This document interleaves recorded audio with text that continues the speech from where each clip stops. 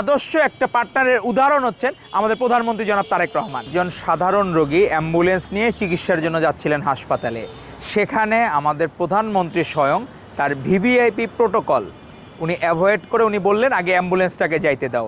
এখানে বোঝা যায় একজন সাধারণ জনগণের কষ্টটাকে উনি আমলে নেন, উনি নিজে এটাকে গুরুত্ব দেন বলেই উনি নিজের প্রোটোকলের থেকে ইম্পর্টেন্ট হচ্ছে বা নিজের টাইমের থেকে ইম্পর্টেন্ট হচ্ছে একটা রোগীর জীবন বাঁচানো। তো এরকম রাষ্ট্রনায়ক, এরকম নেতা আমরা এর আগে পেয়েছিলাম জিয়াউর রহমান আর বেগম খালেদা জিয়াকে।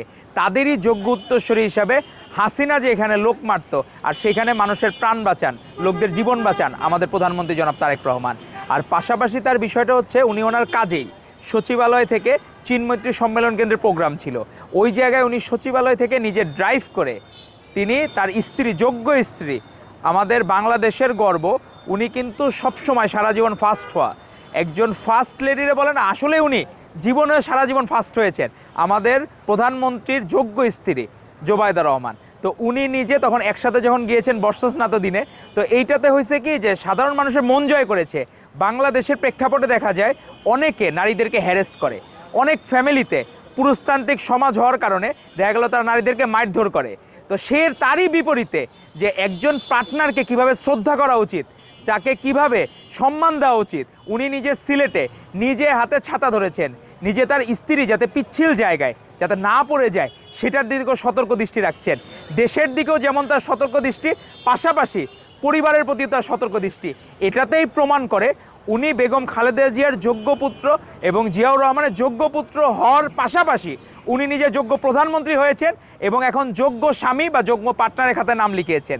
তো এটা হচ্ছে সারা বাংলাদেশের নারীরা, অনেকে বলতেছে তারা তাদের হাজব্যান্ডের কাছ থেকে এই শ্রদ্ধা, এই সম্মানটুকু আশা করে।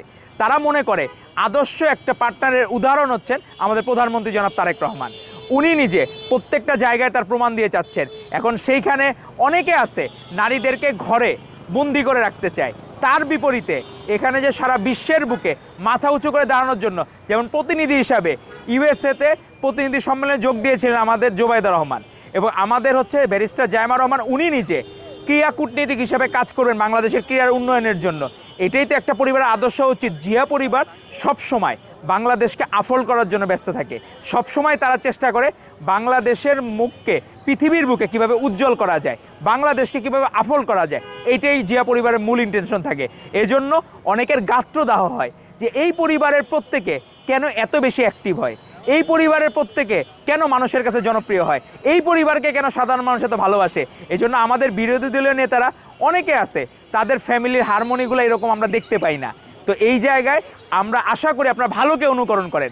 বিরোধী দলীয় যারা নেতা আছে তারা এই তারেক রহমানের এই জিনিসগুলা, সাধারণ মানুষ যে পছন্দ করতেছেন প্রধানমন্ত্রীর বিষয়গুলা, তারা এখান থেকে ভালোগুলা গ্রহণ করুন। ভালোগুলা গ্রহণ করলে সারা বাংলাদেশের মানুষ, আমরা চাই না কোনো পুরুষের দ্বারা কোনো নারী যাতে আর কোনোদিন নির্যাতিত না হয়, কেউ কারো পার্টনারের যাতে আর কোনোদিন নির্যাতিত না হয়। এই মেসেজটাই হচ্ছে বড় মেসেজ।